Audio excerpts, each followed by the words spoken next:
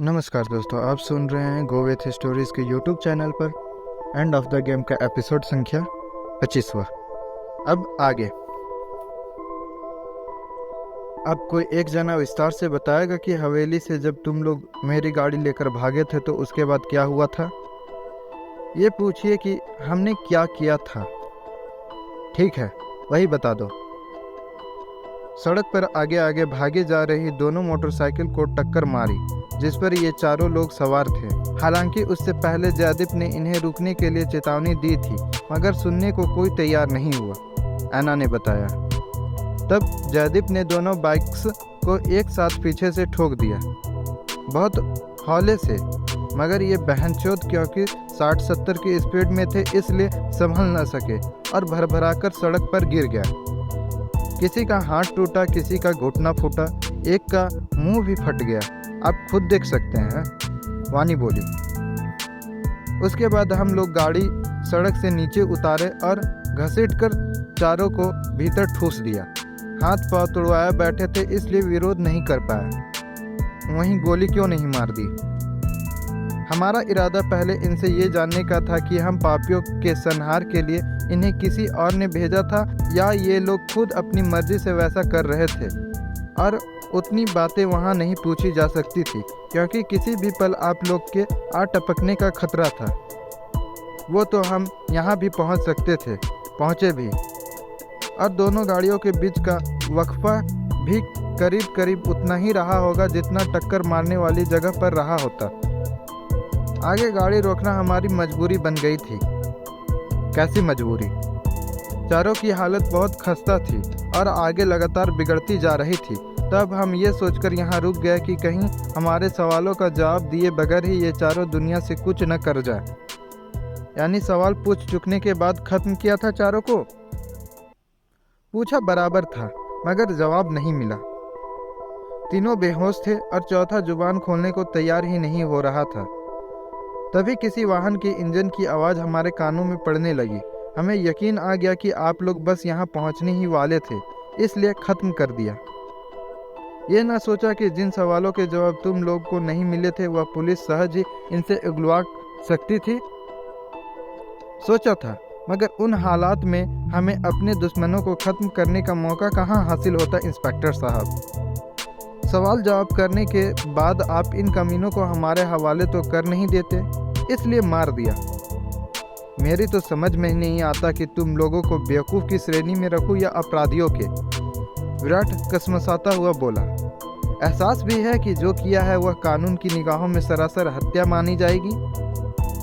विराट, नैना ने इतने प्यार से उसका नाम लिया कि वह चौंक कर रह गया। तुम्हारे डैड और मेरे डैड दोस्त हुआ करते थे, तुम्ही ने बताया था। तो तुम्हें उनकी दोस्ती की कसम है? मतलब कि तुम लोगों को छोड़ दूं? नहीं, फिर बस एक बार जेल की सैर करा दो। उसके लिए कसम देने की कोई ज़रूरत नहीं है। तुम लोगों ने आज जो कुछ भी किया है उसके बाद तुम्हारा मुकाम जेल की काल कोठरी ही होगी। Thank you so much handsome boy, ऐना बड़े ही मुद्दित भाव से बोली। यू नो, सैंडी गायब हो चुका है या मर चुका है, ये भी हो सकता है। ओके, क्या कहना चाहती हो? मेरे बॉयफ्रेंड बनोगे? सुनकर बरबस ही विराट की हंसी छूट गई। और कहीं अरशद भी मर चुका है? वानी जल्दी से बोल पड़ी। तो समझ लो कि एक वैकेंसी इधर भी निकल आई है। फैसला करने में जल्दबाजी मत दिखाना क्योंकि ऑप्शन मौजूद है। तुम दोनों ने सिर्फ शराब पी रखी है या और कुछ भी लिया था? बस एक सिगरेट। नीट, नो वे। बढ़िया, अब थोड़ी देर अच्छे बच्चों की तरह खामोश होकर खड़े रहो, कहकर उसने जोशी की तरफ देखा। इनमें से अब अगर कोई भी अपना मुंह खोले तो एक जोर का कान के नीचे रख कर देना, समझ गया? Yes sir. उतनी देर में जोशी तब पहली बार बोला था। तत्पश्चात विराट ने एसीपी अभिषेक राजावत को कॉल करके वहां घटित हुई घटना का सविस्तार जानकारी दे दी। ये तो डूब मरने वाली बात है विराट, वह झुंझलाया सा बोला। 2 पुलिस ऑफिसर्स के वहां होने के बावजूद इतना कुछ घटित हो गया और तुम दोनों बस तमाशा देखते रहे। ऊपर से बिना कुछ बताए यहाँ से निकल गए थे। जानते हो सहरावत साहब कितना गुस्सा हो रहे थे? सॉरी सर, क्योंकि बताने का वक्त नहीं था और आगे हालात कुछ ऐसे बने जिन पर हमारा जोर नहीं चल पाया। फिर सैंडी के लापता होने और रोहतास की मौत की घटना तो हमारे वहाँ पहुँचने से पहले ही घटित हो चुकी थी। सफाई मत दो, ये बताओ कि अभी क्या करना चाहते हो? कम से कम 6 लोगों की एक टीम, साथ में एक फिंगर प्रिंट एक्सपर्ट भी। फॉरेंसिक वालों को क्यों नहीं बुला लेते? उसकी कोई ज़रूरत नहीं दिखाई दे रही है सर, क्योंकि सब कुछ एकदम क्लियर है। ठीक है, और कुछ? जी नहीं। राजावत ने कॉल डिस्कनेक्ट कर दी। तत्पश्चात सबसे पहले विराट ने गाड़ी में रखे चारों बैग्स की तलाशी लेनी शुरू की, जो अजीबोगरीब सामानों से भरे पड़े थे, जैसे कि फैंसी ड्रेस, कंपटीशन में पहने जाने वाला भालू का कॉस्ट्यूम, एक लोहे की चरखी जिस पर मजबूत किंतु पतली रस्सी लपेटी हुई थी, साथ ही 2 ऐसे एंगल लगे हुए थे जिन्हें किसी भी मोटे चीज़ के साथ फिक्स करके चरखी को इस्तेमाल में लाया जा सकता था, जैसे कि कोई पिलर या लोहे का मोटा खंभा। एक अन्य बैग में कुछ तार, स्पीकर्स, एक छोटा सा म्यूजिक सिस्टम, पौधों पर दवाई छिड़कने के काम आने वाला एक टीन का डब्बा जिसके तले में उस वक्त भी ढेर सारा खून मौजूद था। सबसे ज़्यादा जिस चीज़ ने विराट को हैरान किया था वह था नेटवर्क जैमर। अब उसकी समझ में सहज ही ये बात आ गई कि क्यों हर कोई उस इलाके में नेटवर्क गायब होने की बात कर रहा था। जाहिर था वह सब जैमर का कमाल था। उसी दौरान जोशी ने गोली खाकर पड़े चारों लोगों की तलाशी ली तो सबकी जेबों में से एक एक पर्स बरामद हो गया। उसने बटुओं में मौजूद चीज़ों का मुआयना किया, फिर विराट के पास पहुंचकर बोला, यह सब तो मुंबई के रहने वाले दिखते हैं सर। व्हाट? अगर आधार कार्ड और ड्राइविंग लाइसेंस फर्जी नहीं है तो पक्का उधर के ही रहने वाले हैं सर, और चारों के ही पते ईस्ट मुंबई की धारावी इलाके के हैं। मतलब क्या हुआ इसका? यही कि असल मास्टरमाइंड कोई और ही है। ये लोग तो बस भाड़े के टट्टू भर थे जो किसी तयशुदा फी के बदले काम कर रहे थे, जो अब चारों पापियों के हाथों मारे गए हैं, वरना असल अपराधी तक पहुंचना हमारे लिए बेहद आसान हो गया होता। अभी अभी एक बड़ा भयानक ख्याल मन में आया है सर। क्या? कहीं ऐसा तो नहीं कि राहुल, मधु, सैंडी और रोहतास का कत्ल इन चारों के ही मिली भगत का नतीजा रहा हो? ऐसे में जब आपने मुझे भागते लोगों का पीछा करने को कहा तो चारों ये सोचकर डर गए कि कहीं हम उन्हें पकड़ने में कामयाब ना हो जाए, इसलिए आपकी कार लेकर भाग निकले ताकि मुंह खोलने की नौबत आने से पहले इस चारों को खत्म कर सके। वरना खुद सोचकर देखिए कि क्या इन्हें जिंदा हमारे हवाले नहीं कर सकते थे, बल्कि भेद खुलने का डर नहीं होता तो पक्का यही करते। दम तो है यार तुम्हारी बातों में, लेकिन साबित कर पाना आसान नहीं है। कोई तो रास्ता होगा सर। विराट ने कुछ क्षण उसकी बातों पर विचार किया, फिर बोला, एक काम करो, हुक्म कीजिए। अर्ली मॉर्निंग की फ्लाइट से मुंबई निकल जाओ और पता करो कि मरने वाले चारों लोग की जात औकात क्या थी और दिल्ली में क्यों थे, कब से थे। हो सकता है तब ये बात भी सामने आ जाए कि यहाँ इनका मुकाम कहाँ था और किसके लिए काम कर रहे थे।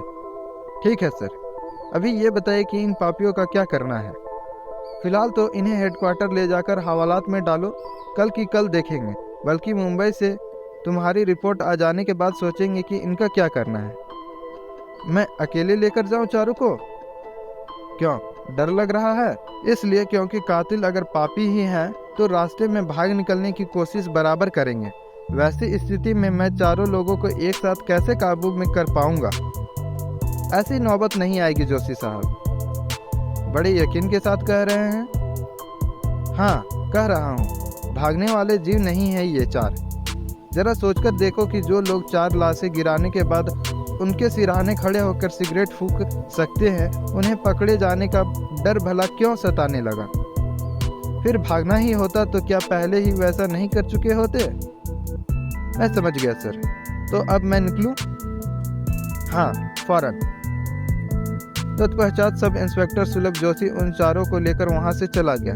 अलबत्ता इतना सावधानी फिर भी बरती कि इनोवा की ड्राइविंग सीट पर खुद बैठने की बजाय जयदीप को बैठा दिया। उनके पीठ पीछे विराट ने एक सिगरेट सुलगाया और हेडक्वार्टर से भेजी जाने वाली पुलिस टीम का इंतजार करने लगा। उस दौरान बरबस ही उसका मन यह सोचकर वित्रसन से भर उठा कि गाड़ी में ढेर सारा खून फैला हुआ था।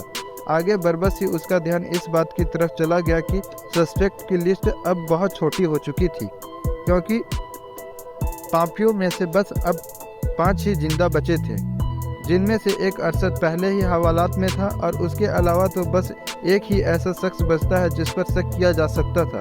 वह था मनीराज गोपालन, जिसका बाप उसके गले में जबरन मधु को लटकाया दे रहा था। मगर सवाल ये था कि बाकियों का कत्ल क्यों किया गया? क्या सिर्फ इसलिए क्योंकि जान अगर सिर्फ मधु की गई होती तो पुलिस का ध्यान हर हाल में मनीराज पर जाकर रहना था, या कोई और बात थी? कौन था गेम ऑफ डेथ का मास्टरमाइंड? अगले ही पल वह बुरी तरह से चौंक उठा। तमाम धुंध एक ही झटके में भभक से उड़ गई। अगले ही पल वह ठठकाकर हंस पड़ा। उस वीराने में कोई उसे यूं ठहाके लगाते देख लेता तो पागल ही समझता, मगर वह हंस रहा था, अपनी कामयाबी पर नहीं बल्कि अब तक की नाकामयाबी पर, जैसे अपने ही मुंह से अपना मजाक उड़ा रहा हो। हंसता रहा, बहुत देर तक हंसता रहा, फिर खुद से बोला, गधे हो तुम इंस्पेक्टर विराट सिंह राणा, एक नंबर के गधे हो। इतनी आसानी से तुम्हें उल्लू बनाया जाता रहा और तुम बनते चले गए, ये तो हद ही हो गई। 1 घंटे बाद 2 गाड़ियों में भरकर 10 पुलिसकर्मी वहां पहुंच गए। उनमें से सबसे बड़े रैंक वाला ऑफिसर एएसआई महेश गुर्जर था। उससे नीचे 2 हवलदार थे, जबकि बाकी के 7 सिपाही थे। आप कमाल के हैं सर, महेश बोला। पता लग भी गया? जहां जाते हैं लाशें बिछा देते हैं, ऐसे में बात छिपी कैसे रह सकती है? ये तुम तारीफ कर रहे हो या तौहीन? तारीफ कर रहा हूं सर, बल्कि देखा जाए तो पूरे महकमे में एक आप ही है ऐसी तारीफ के काबिल। बकवास बंद करो और लाशों को गाड़ी में डालकर हवेली ले चलो। फॉरेंसिक टीम नहीं आने वाली? किस लिए भाई? जो हुआ वह सामने है, किसने किया ये भी मालूम है। ऐसे में फॉरेंसिक वालों का वक्त क्यों बर्बाद करें हम? ठीक है, ले चलते हैं। तत्पश्चात लाशों को उठाकर एक जीप में डाल दिया गया। कुछ पुलिसकर्मी विराट की फॉर्च्यूनर में सवार हो गए, बाकी के दूसरे जीप में। तीनों गाड़ियां आगे पीछे चलती 15 मिनट में हवेली के सामने जा खड़ी हुई। सिपाहियों को उसने सैंडी की लाश ढूंढने के लिए काम में लगाया और खुद फिंगरप्रिंट एक्सपर्ट तथा महेश के साथ भीतर चला गया। तब तक हॉल से धुआं पूरी तरह छट चुका था। कौशल, विराट ने एक्सपर्ट की तरफ देखा। Yes sir. आधा पौना घंटा पहले यहाँ कुल जमा 6 लोग मौजूद थे, जिनके प्रिंट एकदम ताजे होंगे। वह तुम्हें इधर उधर पड़े कांच के गिलासों या शराब की बोतलों पर मिल जाएंगे। उनके अलावा अगर किसी की अंगुलियों के निशान यहाँ मौजूद है तो वह तुम्हें खोजकर देना है। समझ गए? यस सर, कहकर वह फौरन काम पर लग गया।